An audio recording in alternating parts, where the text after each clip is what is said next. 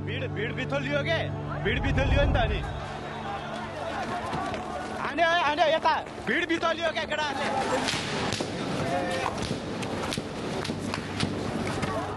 सक्यो मान्छे त बच्चा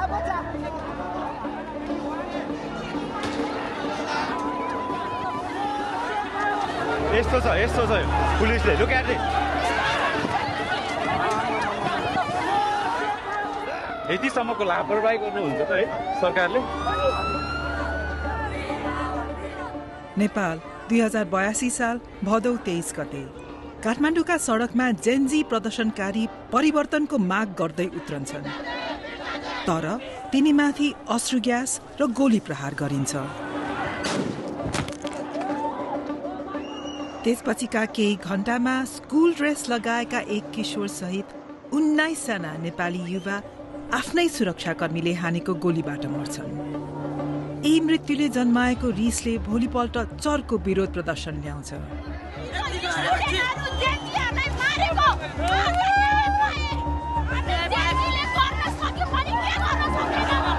यसपटकको रिस नियन्त्रण गर्नै नसकिने बन्छ।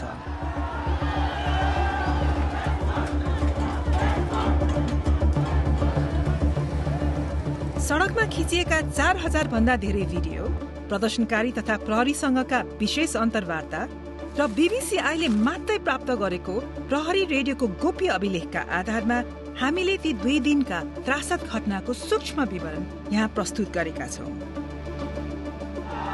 हामीले नेपालको शासक वर्गले कसरी यस प्रदर्शनमाथि नियन्त्रण गुमाए भन्ने खुलासा गरेका छौं। गोली हान्ने आदेश कसले दिएको थियो र परिवर्तनका लागि व्याकुल युवा पुस्तालाई नेपालका प्रहरी, सेना र राजनीतिक कर्मीहरूले कसरी निराश बनाएका थिए भन्ने सोधेका छौं।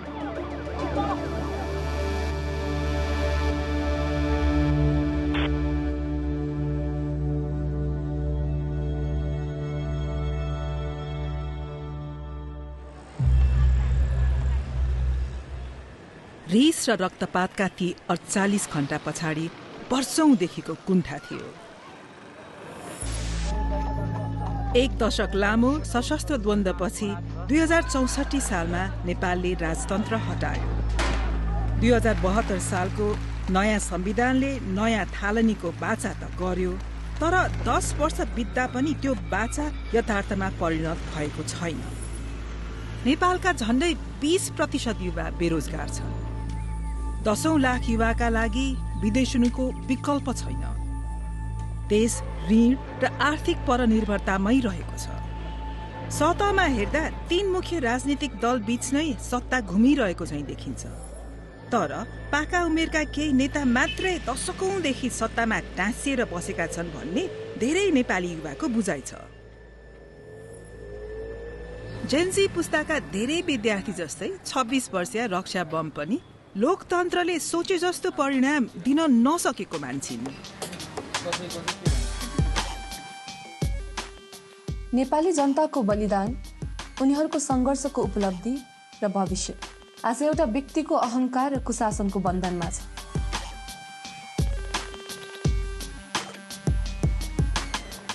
देखिको हामीले जुन अनुहारहरू रिपिटेडली हेरिरहेका थियौँ, ती अनुहारहरूले हामी प्रति गरेको जुन व्यवहार थियो त्यसप्रति हामी एकदमै आजित भइसकेका थियौँ कि हाम्रो पुस्ता भनौँ न अझै, किनभने उहाँहरूले सडकमा के भइरहेको छ, सडकको आवाज के हो भनेर बुझ्नै खोज्नु भएन कहिले पनि।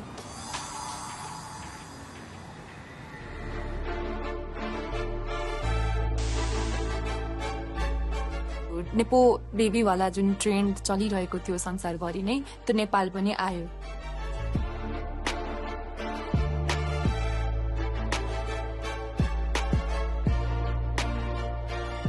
हाम्रो नेताहरूको जीवनशैली, उहाँहरूको छोराछोरीको जीवनशैली र हामी आम जनताको जीवनशैलीमा चाहिँ यत्रो ठुलो असमानता रहेछ। We wake up, work hard, pay taxes, but those in power, they keep on stealing. त्यो भइसकेपछि सोसियल मिडिया ट्रेन्ड चाहिँ त्यही अनुसार चल्छ नि त। विभिन्न नेताहरूको छोराछोरी अथवा नेताहरू एक्सपोज हुँदै थिए। It is time we call out these people and make these people feel accountable for their choices. यस सन्देशले लाखौं युवा युवतीको मन छोयो। जस्तै घरमा बङ्कु भनेर मायाले बोलाइने 17 वर्षका श्रीयम चौलागाई।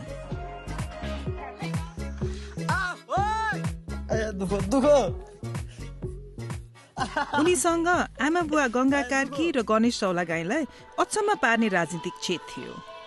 म यसो कुरा घरमा गर्थेँ नि, आज यस्तो भयो उस्तो भयो, के बाबा कुरा गर्नुहुन्छ यस्तो कुराहरू, होइन यस्तो कुरो नगर्नु, यिनीहरू सबै फडा हुन्, फडा खाइसके देश सकिसक्यो भन्ने खालको कुरो चाहिँ गर्थ्यो। उसले हरेक न्युज हेर्दो रहेछ क्या, उसले त्यो कुरो मलाई थाहा थिएन, मभन्दा धेरै अपडेट हुँदो रहेछ न्युज हेर्न।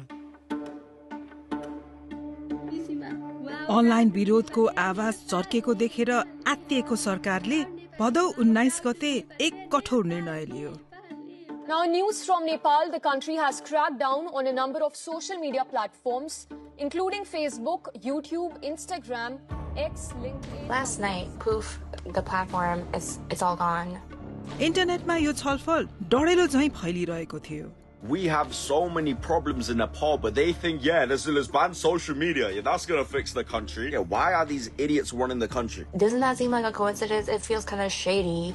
Like the platform that people used to criticize the rich spoiled kids just got banned right when it was starting to trend. तर नेपालको राजनीतिक संस्थापन यथार्थलाई नकार्नमै व्यस्त थियो। के हामी जनताबाट अलग थलग भएका हौं? जनताको समर्थन हामीबाट अलग भएको हो? सही निस्कियो कि हामी जनताका बीचमा आशाका केन्द्र। यस्ता भाषण चलिरहे पनि स्थिति धेरै बदलिसकेको थियो। सरकारी प्रतिबन्धका बावजुद जेनजीले ह्याशट्याग र मीम शेयर गर्न तथा भ्रष्टाचार र कुशासन बारे रिस व्यक्त गर्न डिस्कर्ड र टिकटक जस्ता अरू मञ्च भेटाए। Sri Lanka did it, Indonesia did it. Of course we are Nepali, we are Gorkhalis, we also can do it, guys. Let's raise our voice together. केही दिनभित्रै देशव्यापी विरोधका योजना फैलिसकेका थिए।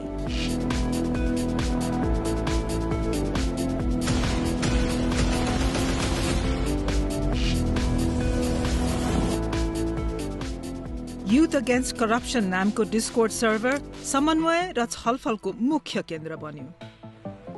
आयोजक बीच भेला हुने ठाउँबारे सहमति हुन्छ। बिहान 9 बजे माइतीघर मण्डाला, काठमाडौँ।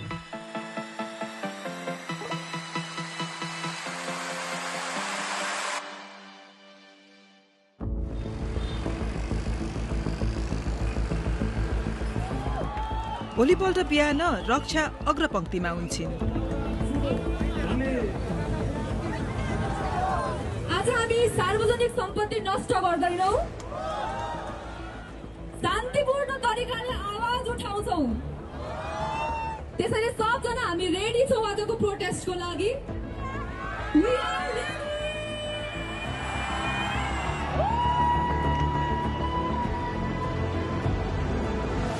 10:30 बजेतिर भीड मदन भण्डारी सडक हुँदै पूर्व लाग्छ। सरकारी गुप्तचर निकायले 3000 जति प्रदर्शनकारी आउने अनुमान गरे पनि 10,000 मानिस आइपुग्छ। आफूलाई सुरक्षित राख्नेछ भन्ने विश्वासमा कतिले स्कुल युनिफर्म लगाएर आएका छन्।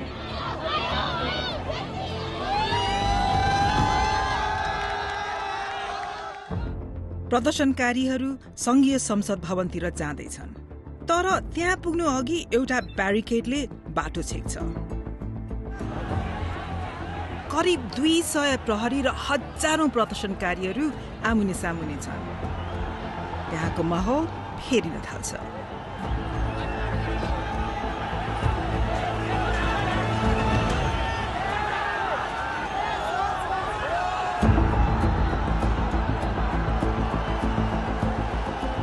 एघार बजेर 47 मिनटमा प्रदर्शनकारीको एक समूहले प्रहरी घेरा छल्ने बाटो भेटाउँछ।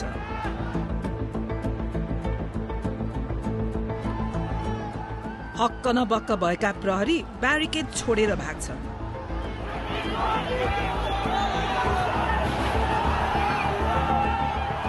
र भीड संघीय संसद भवनतिर हुत्तिन्छ।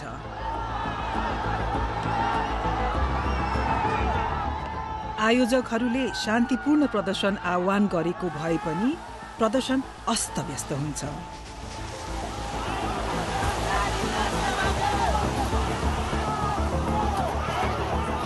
त्यसपछिको त्रासदीलाई पत्रकार तथा प्रदर्शनकारीहरूले खिचेको 4000 भन्दा धेरै भिडियो र तस्बिरले कैद गरेका छन्। हामीले यो प्रमाण संकलन र विश्लेषण गर्न तथा प्रहरीबाट विशेष जानकारी प्राप्त गर्नमा महिनौं समय खर्चिएका छौं। अब हामी तपाईहरू सामु संसद गेटको अगाडि भदौ 23 गते ठ्याक्क के भएको थियो भन्ने बारे अहिलेसम्मको सबैभन्दा विस्तृत विवरण प्रस्तुत गर्न सक्ने भएका छौं।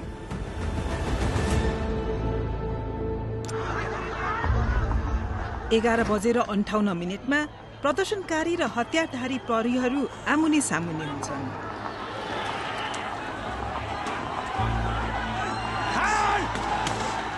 अधिकांश भीड शान्त छ, तर अग्रपन्थीमा तनाव छत्ताछुल्ल भएर हिंसा बन्छ। केही प्रदर्शनकारी संसदको मूल गेटको छतमाथि उक्लन्छन्।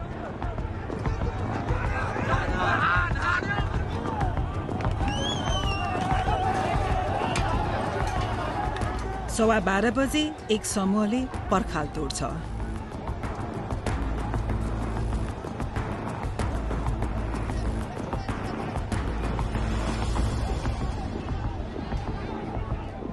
उनीहरूलाई प्रहरीले तुरुन्तै पछाडि धकेल्छन्। डिस्कर्डमा केही प्रदर्शनकारीहरू चिन्ता व्यक्त गर्न थाल्छन्।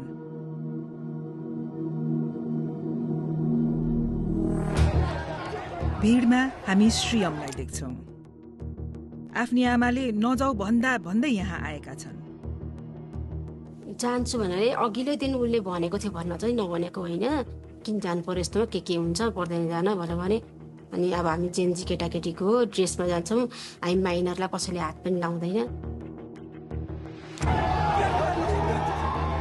उनले भ्रष्टाचार विरुद्ध युवाहरू लेखिएको ब्यानर बोकेका छन्, तर सबैजना उनी जस्तै संयमित छैनन्।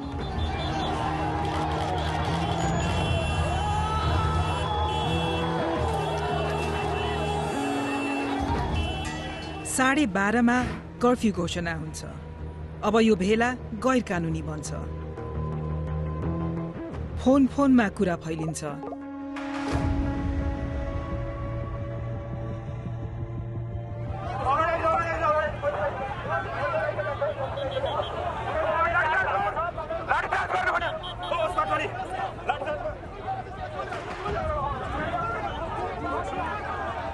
तर कर्फ्यू घोषणाले स्थिति झन बिगारेको झैं हुन्छ। प्रहरीले अश्रु ग्यास र रबरको गोली हान्छ।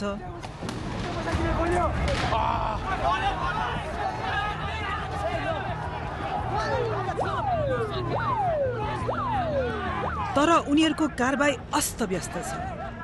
केही प्रहरीले त प्रदर्शनकारी माथि उल्टै ढुङ्गा प्रहारसम्म गर्छन्। गेट घरमा आगजनी भएको देखेर अत्तालिएका अधिकारीहरूले आफ्ना वरिष्ठहरूसँग घातक गोली प्रयोग गर्ने अनुमति मागे। त्यस दिनको प्रहरी रेडियो अभिलेखको गोप्य प्रतिबाट हामीले यो जानकारी पाएका हौं। अभिलेखका अनुसार दिउँसो 12:40 बजे नै घातक बल प्रयोग गर्ने अनुमति दिइएको थियो। त्यससँगै घटनाक्रमले कोल्टे फेर्छ। त्यसपछिका 2 घण्टामा कम्तीमा 6 प्रदर्शनकारीलाई गोली लाग्छ। तीमध्ये 5 मर्छन्। अब हामी घटनाक्रमलाई बिस्तारै हेर्दै ती गोली प्रहारका विस्तृत विवरण देखाउनेछौं। पहिलो गोली प्रहार संसद परिषदको कुनामा हुन्छ। पीडित 34 वर्षे विनोद महर्जन हुन्। त्यस गोली प्रहारका कुनै भिडियो हामीले भेटेनौं, तर 1:15 बजे टाउकोमा गम्भीर चोट लागेका विनोदलाई बोकेर लैजाँदै गरेको देख्छौं। पछि अस्पतालमा उनले ज्यान गुमाउँछन्। गोली प्रहारबारे खबर डिस्कोर्डमा तुरुन्तै फैलिन्छ।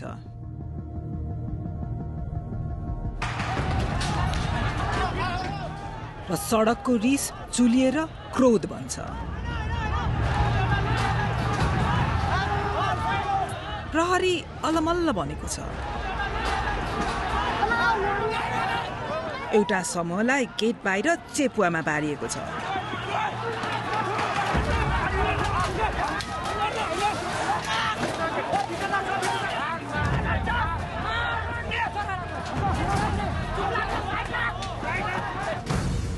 प्रहरी समयक्रम अनुसार दिउँसो 1:42 अधिकारीहरूबीच खैला बैला फैलिन्छ। पुलिस सबै रक्ताम्य भएर मर्ने अवस्थामा छन्। मेन गेटमा गोली हाल्नुपर्ने अवस्था छ। भीडको आक्रमण 4 मिनेटसम्म चल्छ। अन्त्यमा अश्रु ग्यास प्रयोग गर्दै भीडलाई पन्छ्याएर प्रहरी संसद परिसरभित्र छिर्छ। गाइस लोग परिवर्तनको लागि यतिको क्रान्ति खोजेको थियो सायद देशले। गोली बर्सात भइरहेको छ। थाहा छैन कतिजनाको मृत्यु भइसक्यो, कतिजनालाई घाइते भएका छन् होइन। एक पछिबाट हेर्ने हो भनेदेखि चाहिँ पुलिसहरूलाई पनि बिचरा माया लाग्यो। त्यसपछि प्रहरी रेडियोमा आएको आदेश स्पष्ट छ। फायर खोलेर सुरक्षित हुने, अवस्था नियन्त्रणमा लिने। त्यसपछि गोली लाग्ने व्यक्ति 27 वर्षे कमल घिमिरे हुन्। 1:48 हामी उनलाई ठिक सडक पारी भेट्छौं। यो कमलको आफ्नै फोनबाट खिचिएको दृश्य हो। उनले भिडियो खिचेको प्रहरी अधिकारीहरूको टोलीमा कम्तीमा 2 जनाले बन्दुक बोकेका छन्। त्यसपछि कमल अग्रपन्थीबाट टाढा हिँड्छन्। प्रहरीमाथि ढुङ्गा हानिरहेको यस व्यक्तिको भिडियो उनको क्यामेराले कैद गर्छ र त्यसको लगत्तै कमल ढल्छन्।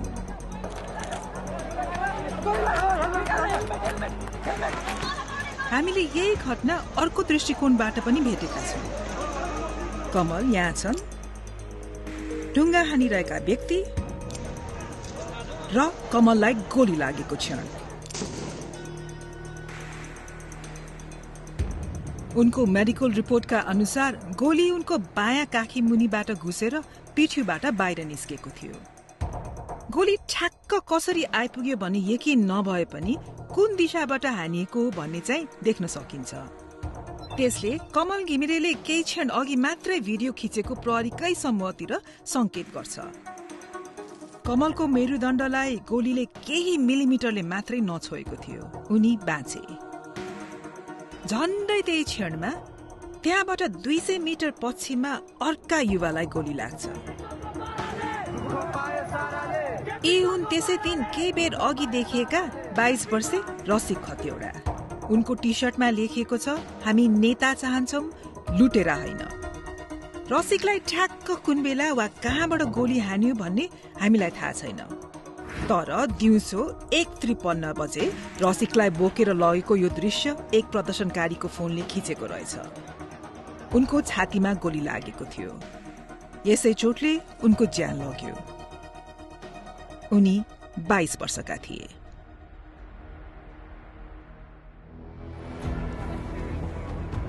यस बेलासम्म डिस्कोड प्रयोगकर्ताहरू प्रदर्शनकारीलाई पछि हट्न आह्वान गर्न थाल्छन्। तर 21 वर्षे सुलभराज श्रेष्ठ संसद परिसरको गेटमै बस्छन्। उनले भ्रष्टाचार अन्त्य गर लेखेको कागज बोकेका छन्। नीलो झोला बोकेका उनलाई हामी यहाँ गेटको झडप हेरिरहेका देख्छौं। केही सेकेन्डमा केही पाइला पर यस्तो छ पुलिसले लुक एट इट। सुलभको मृत्यु हुन्छ। उनलाई अब बचाउन सकिन्न भन्ने लागेपछि प्रदर्शनकारीले सुलभलाई गेटसम्म पुर्याउँछन्। उनको शरीरलाई सडकमा राख्छन्, प्रहरीको ठिक अगाडि, र नेपालको झण्डा उडाइदिन्छन्।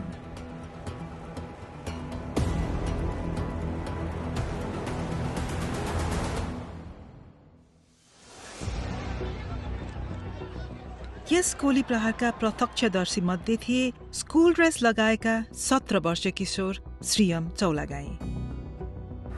केही मिनेटपछि चोकको अझै नजिक श्रीयम फेरि देखिन्छन्। उनको अगाडि प्रदर्शनकारीको एउटा समूह प्रहरीमाथि ढुङ्गा हान्दैछ।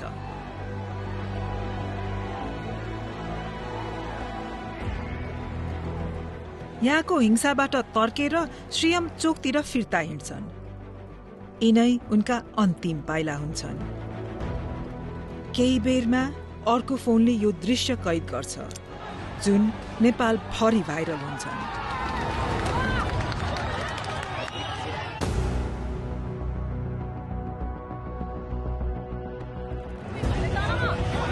टाउको पछाडि लागेको गोलीको चोटबाट धेरै रगत बगिरहेका श्रीयमलाई बोकेर सडक पारी लगिन्छ।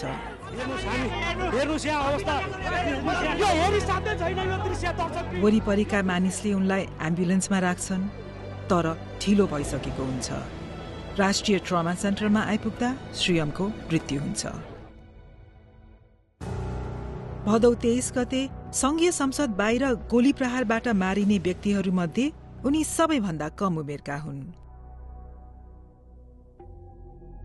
नेपालका जेन्जी प्रदर्शनकारीले विनोद, रसिक र श्रीयमको मृत्यु प्रहरीको गोली लागेर भएको हो भन्दै आएका छन्, तर तीमध्ये कुनै पनि गोली प्रहारको दृश्य क्यामेरामा कैद भएको भेटिएन।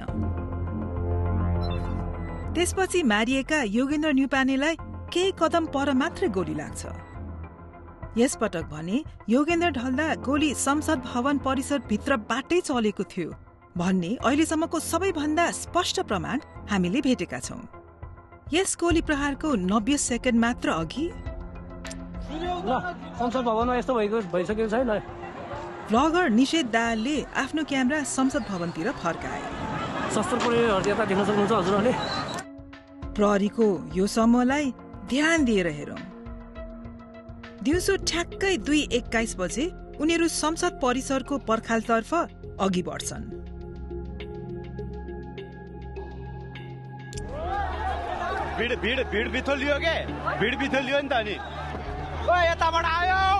केही सेकेन्ड पछि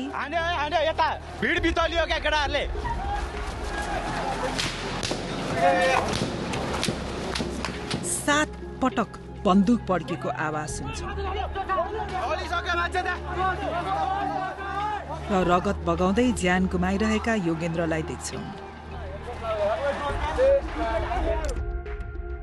यस क्यामेरा एंगलले उनलाई कसले गोली हान्यो भन्ने देखाउँदैन, तर त्यही क्षण फुटपाथमा केही कदम परबाट खिचिएको अर्को भिडियो क्लिप हामीले फेला पार्यौं। झट्ट हेर्दा यसमा थप प्रमाण देखिँदैन, तर जुम गरेर हेर्ने हो र फुटेजलाई स्थिर बनाउने हो भने गोली चलेको स्पष्ट देख्न सक्छौं।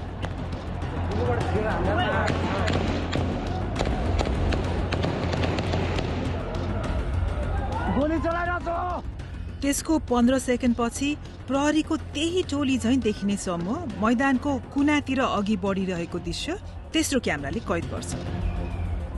प्रहरीले संसद परिसर भित्रबाट गोली प्रहार गरेर निहत्था प्रदर्शनकारीलाई मारेका थिए भन्ने संकेत गर्ने यही नै हामीले भेटेको सबैभन्दा स्पष्ट प्रमाण हो। प्रदर्शनकारी जहाँ लुक्न सके त्यही लुके। चोटका कारण योगेन्द्रको मृत्यु भयो। उनी 24 वर्षका थिए। बीबीसीले विश्लेषण गरेका भिडियो फुटेजमा न त योगेन्द्रलाई न अरू कुनै पीडितलाई कुनै प्रकारको हिंसात्मक गतिविधिमा लागेको देख्न सकिन्छ। आधिकारिक तथ्याङ्कका अनुसार भदौ 23 गते भएको विरोध प्रदर्शनमा 19 जना युवाले ज्यान गुमाए। थप 300 घाइते भए।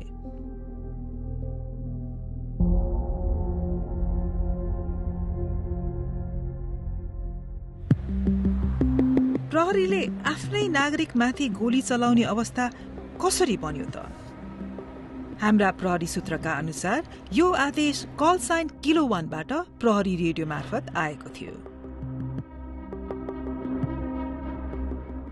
हाम्रा केही साथीहरू गम्भीर रूपमा घाइते भए। हामी मध्ये एकजनाले उद्धारको लागि भन्यो, किलो 1 बाट गोली चलाउने आदेश आयो। प्रहरी सूत्र र हामीसँग रहेको अभिलेखका अनुसार कल साइन किलो 1 ले प्रहरी रेडियोमा उक्त आदेश दिएका थिए, तर किलो 1 प्रहरी चेन अफ कमान्डको सर्वोच्च ओहदाका व्यक्ति थिएनन्। प्रहरी रेकर्डले देखाए अनुसार बल प्रयोग गर्ने पहिलो आदेश पिटर 1 कल साइनका उच्चतम अधिकारीबाट आएको थियो।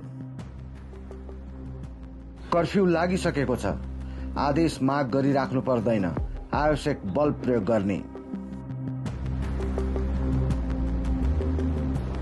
पिटर 1 प्रहरी महानिरीक्षक चन्द्रकुपेर खापुङ थिए। उनले घटनाका लागि आफू जिम्मेवार नभएको बताएका छन्। नेपाल प्रहरीले हामीलाई दिएको जवाफ अनुसार बल प्रयोग गर्ने निर्णय काठमाडौँ जिल्ला सुरक्षा समितिबाट आएको थियो। प्रहरीका अनुसार समितिले बल प्रयोग गर्ने निर्णय दिनु अघि प्रहरी महानिरीक्षक खापुङले त्यस प्रकारको कुनै आदेश दिएका थिएन। अन्य प्रहरी अधिकारीले गोप्य सूचना संकलन, तालिम र निर्देशनमा गल्ती भएको स्वीकारेका छन्। आफूलाई सहयोग नगरेकोमा उनीहरू नेपाली सेनालाई पनि दोष दिन्छन्। तर धेरैजसो प्रहरी त्यस दिनको घटनाबाट विक्षिप्त छन्। त्यो दिन भिड नियन्त्रण गर्नुको सट्टा हाम्रो टिमले उनीहरूलाई शत्रु जस्तै ताकेर गोली चलायो।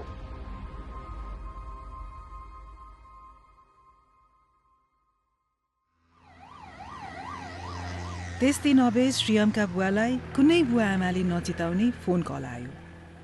त्यसो त बङ्कुलाई ट्रमामा ल्याएको रहेछ, ट्रमामा आउनु पर्यो तपाईँ भन्नु। एक ठाउँमा अलिकति भिडभाड थियो क्या, गेटदेखि अलिकति ओरा के को भिडभाड रहेछ भने यसो उठेर हेरेको त नेम लिस्ट टाँसेको रहेछ। 1 नम्बरमा श्रेम चौलागाई भनेर।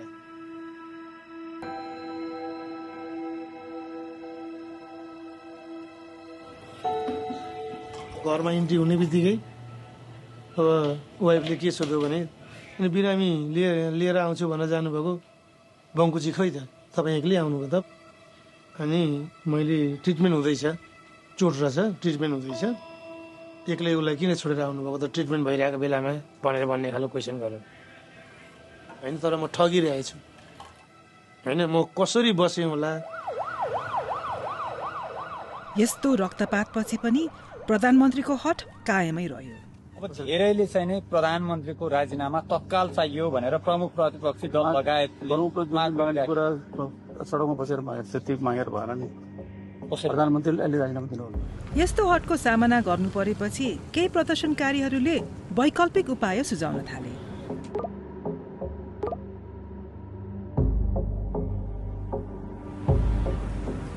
त्यो रात चाहिँ कहिले बिहान होला र कहिले फेरि यो सरकार विरुद्ध यसले उचालेको कदम विरुद्ध फेरि सडकमा जान पाइएला भन्ने बिहानको प्रतीक्षामा थिएँ म।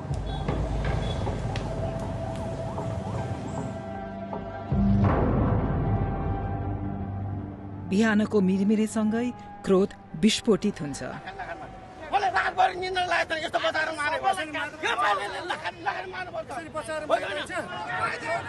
सुरुमा प्रशासनसँग एउटा योजना थियो। नियमित प्रहरी इकाइहरूले भिड नियन्त्रण गर्ने, तिनलाई सशस्त्र प्रहरीले सघाउने र सेना स्ट्यान्ड बाईमा बस्ने। संसद भवन परिसरभित्र र वरपर सुरक्षाकर्मी परिचालन गरिन्छन्। बिहान 8:30 बजे कर्फ्यू लागू हुन्छ।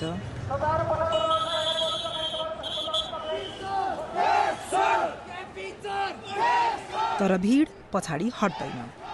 आज पनि रक्षा भिड बीच नै छिन्।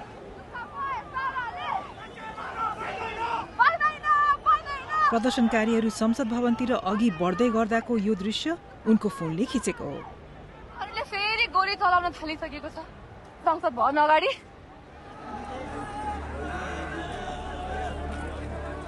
9 बजेसम्म त अवस्था निकै बिग्रिन थाल्छ। भिड आक्रामक बन्छ।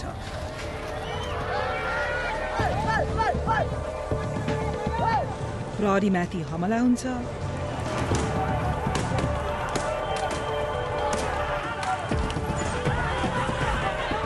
राजनीतिक नेताहरूको घरमा तोडफोड हुन्छ। सरकारी भवन जलाइन्छन्।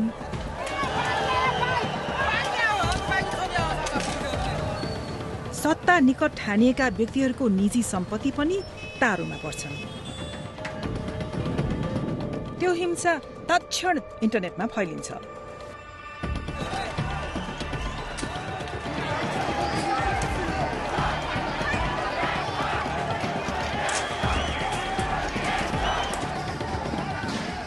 प्रहरीभन्दा धेरै ठूलो छ। प्रहरीको उपस्थिति पातलो छ। सशस्त्र प्रहरी बल र नेपाली सेनाबाट पाइने भनिएको सहयोग कहिले नआएको प्रहरी अधिकारीहरू बताउँछन्। दिउँसो 1 बजेतिर प्रहरीले भिडलाई नियन्त्रण गर्ने प्रयास त्यागेको चाहिँ देखिन्छ। 2 नम्बरमा आफ्नो हतियार त्यसपछिबाट आएर सञ्चार सेट, त्यसपछिबाट भेहिकलहरू र आफ्नो सेफ्टी, आफ्नो टोलीको सेफ्टी गर्ने, यति हो। यति दुईटा कुरा मेन प्रायोरिटीमा राखेर काम गर्ने। इन्टरनेटमा राखिएको तर केही बेरमै हटाएको यो भिडियोमा प्रहरीलाई आफ्नो सुरक्षालाई प्राथमिकतामा राख्न भनेको सुन्न सकिन्छ। कन्टेन गर्न सकिन्छ, रोक्न सकिन्छ भन्यो भने सेलहरू प्रयोग गर्ने, तपाईँ आफ्नो सेफ्टीको ख्याल गर्ने। जस्तो मैले पाउनु भएको छ यो अल स्टेसन भिडियो कन्ट्रोल।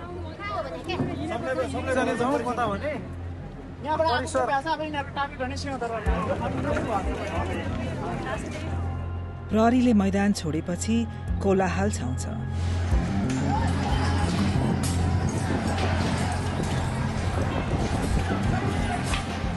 सुरक्षा हटाइएपछि संघीय संसद भवनमा भिडले कब्जा गर्छ।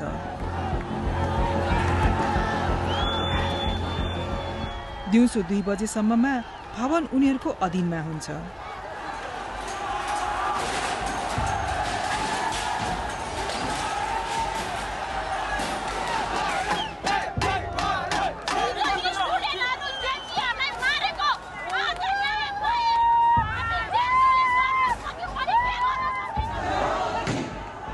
केही मिनेटमै भवनमा आगो लगाइन्छ।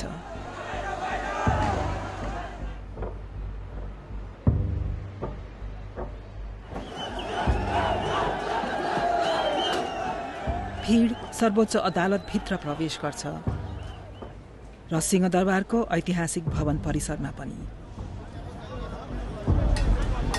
खतरा तरिकाले दौड्दै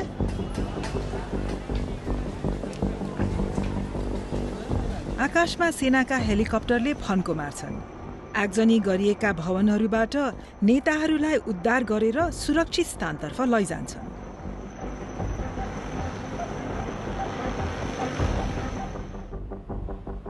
दिउँसो 2:30 बजेसम्ममा प्रधानमन्त्री तथा धेरैजसो वरिष्ठ नेताहरू सेनाको संरक्षणमा हुन्छन्। वरिष्ठ प्रहरी अधिकारीहरू पनि सैन्य मुख्यालय परिसरमा आश्रय लिन पुग्छन्। सडकमै छोडिएका तल्लो दर्जाका सुरक्षाकर्मी अब भिडको निशानमा पर्छन्। तीमध्ये केहीको वर्दी च्यातिन्छ, सार्वजनिक बेइज्जती गरिन्छ।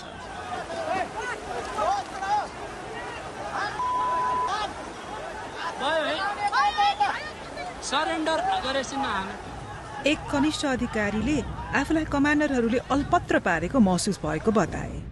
कनिष्ठका रूपमा आक्रमणमा परेको बेला हाम्रा वरिष्ठ र नेतृत्वले साथ दिन्छन् भन्ने अपेक्षा थियो, तर हामीलाई एक्लै छोडियो। आवश्यक कदम चालिएन। हामीले आफूलाई अभिभावकविहीन महसुस गर्यौं। उनीहरूले आफूलाई त जोगाए, तर के गर्ने, के भइरहेको छ भन्ने बारे हामीलाई जानकारी समेत दिएनन्। आगजनी र विध्वंसका घटना पछाडि केही राजनीतिक समूहहरूको हात रहेको आक्षेप व्यापक रूपमा फैलिएको थियो, तर हामीले न ती आक्षेपका सत्यता पुष्टि गर्न सक्यौं, न तिनलाई नकार्न सक्यौं। हिंसा काठमाडौँ बाहिर फैलिन्छ, देशभरि छाउँछ।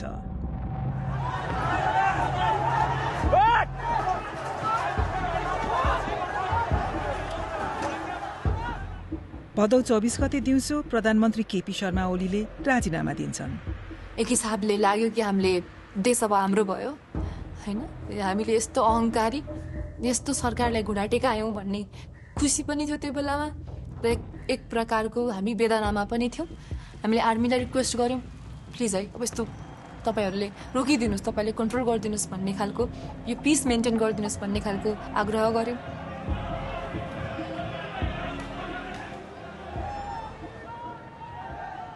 तर साँझसम्मै अराजकता जारी रहन्छ। मैले हो, यो नेपाल हाम्रो हो, हाम्रो यो नेपाल, कसैले केही गर्न सक्दैन। रात पर्दासम्म सयौं भवनहरू जलिरहेका हुन्छन्। ब्याङ्क र शस्त्रागारहरू लुटिन्छन्। 13,000 भन्दा बढी कैदीबन्दी कारागार फोडेर भाग्छन्। 3 जना प्रहरीहरू मारिन्छन् र कम्तीमा 50 जना अरू नेपालीले ज्यान गुमाउँछन्। राति 9 बजे मात्रै सेना सक्रिय हुन्छ। यस विषम परिस्थितिबाट राष्ट्रलाई शान्तिपूर्ण तवरले निकास दिनको लागि आन्दोलनरत समूहलाई आन्दोलनका कार्यक्रमहरू स्थगन गरी आदरणीय आमाबाबा दाजुभाइ तथा दिदीबहिनीहरू 10 बजेदेखि कडा खालको कर्फ्यू लाग्ने हुँदा सबैजना आफ्नो घरतर्फ सुरक्षित साथ प्रस्थान गर्नुहुन। सेनाको हस्तक्षेपले 2 दिनदेखिको कोलाहल र रक्तपातलाई अन्त्य गर्छ, तर सेनाले धेरै ढिलो गर्यो भन्ने धेरै नेपालीलाई लाग्छ। नेपाली सेनासँग प्रशस्त सैनिक थिए, सर्वसाधारणमाथि गोली चलाउनु पर्ने आवश्यकता थिएन। मुख्य सडकहरूमा 100 देखि 150 सैनिक तैनात गरे मात्र पनि पुग्थे। यसरी ठूलो राष्ट्रिय क्षति टार्न सके। तर प्रहरी सबैभन्दा बढी मार सहेर बसेपछि मात्रै उनीहरू श्रेय लिन आएका जस्तो महसुस हुन्छ।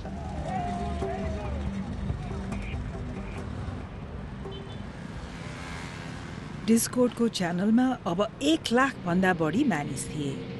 48 घण्टा अघि मात्रै उनीहरू विरोध प्रदर्शनको योजना बनाउँदै थिए। अहिले सरकार ढलेपछि र देशैभरि आगो लागेपछि उनीहरू नेपालको भविष्यबारे बहस गर्दै थिए।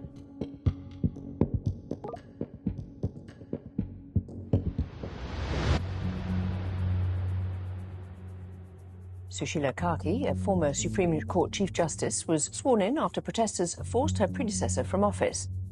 सेनाले लागू गरेको शान्ति कायम रह्यो। भदौ 27 गते नेपालले नयाँ प्रधानमन्त्री पायो। नेपाल हाँक्ने पदमा प्रथम महिला। उनको मुख्य जिम्मेवारी नयाँ निर्वाचन र भदौ 23 र 24 गतेका घटनाबारे अझैसम्म जारी छानबिनलाई सम्पन्न गराउने। यस छानबिनको केन्द्रमा एउटा सरल प्रश्न छ। देशलाई नै आगो लगाउने गरी भएको हत्याको जिम्मेवार को हो? चेन अफ कमान्डमा रहेका मुख्य व्यक्तिहरूले अहिले एक अर्कालाई दोष लगाइरहेका छन्। हाम्रा स्रोतका अनुसार बल प्रयोग गर्ने आदेश नेपाल प्रहरीका सर्वोच्च अधिकारीबाट आएको थियो, कल साइन पिटो 1, तत्कालीन आइजिपी चन्द्रकुबेर खापुङबाट। तर खापुङले जोड दिन्छन् कि त्यसबेला सुरक्षाको जिम्मा काठमाडौँका प्रमुख जिल्ला अधिकारी छविलाल रिजालको थियो। रिजालले घटनाबारे जिम्मेवारी लिन अस्वीकार गरेका छन्। गृहमन्त्री रमेश लेखकले पनि कुनै जिम्मेवारी स्वीकारेका छैनन्। तत्कालीन प्रधानमन्त्री केपी ओली समेत आफूले कुनै गल्ती गरेको मान्न तयार छैनन्। अनि जिम्मेवार हुनुपर्छ भने कुन देशमा जिम्मेवार को होस्? रङ्गभेदका कारणले घाँटी थिचिएर मर्दा राष्ट्रपति जिम्मेवार हुन्छ कि? प्रहरी र नेताले जिम्मेवारी पन्छाइरहँदा घटनामा ज्यान गुमाएका व्यक्तिका परिवार शोकमा डुबेका छन्।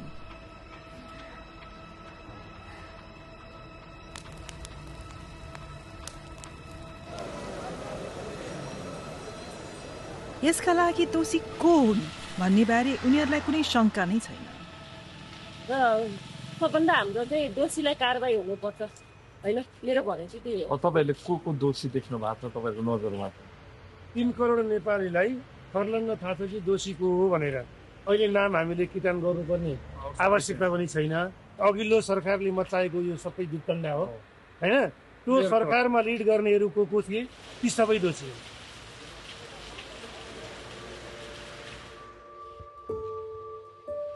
हाम्रो सपना सबै सपना छुरै भयो। उनीहरूको लागि त एउटा विद्यार्थी गयो, हाम्रो लागि त एउटा संसारै गयो। भित्री मलाई रुनै आउँदैन क्या, मलाई गफ गरिराख्न मन लाग्छ क्या, यहीँ छ भन्छु अनि म उसँग गफ गरिराख्छु। कतिखेर आउँछ छिटो आइज, मेरो मनमा त्यही मात्रै घुमिरहेको छ। स्कुलको ड्रेसमा मात्रै झन्झल्को आउँछ, ब्याग बोकेर आइपुग्छ भनेर। मैले त छैन भनेर मैले एक्सेप्ट पनि गरेको छु। अस्ति एक दिन सपना देखेको थिएँ, भगवान्सँग दुईटा हात थापेर मागेको थिएँ, यसरी आइजन भन्दै यसो गर्थेँ, मागेको थिएँ। त्यसरी आएको त हुन्थ्यो।